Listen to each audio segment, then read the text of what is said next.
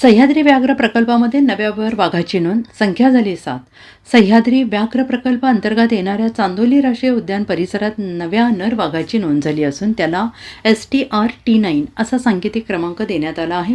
गेल्या 2 महिन्यांपासून विविध कॅमेरा ट्रॅपमध्ये हा वाघ सातत्यानं दिसून येत होता आणि त्याचे फोटो आणि व्हिडिओ वन विभागाच्या कॅमेऱ्यामध्ये कैद झाले आहेत। स्थानिक गाईड यांनी या नव्या वाघाला शिलेदार असं नाव दिलंय।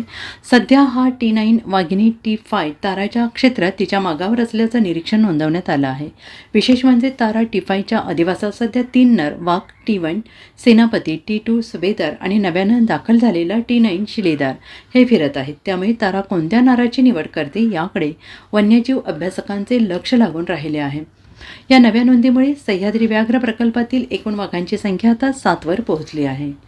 सह्याद्री व्याघ्र प्रकल्पातील चांदोली राष्ट्रीय उद्यानामध्ये जिथं नव्यानं सोडलेली वाघीण तारा हिनं आपलं हद्दक्षेत्र निश्चित केलं आहे, त्याच एरियामध्ये एक नवीन वाघाची एंट्री झाली।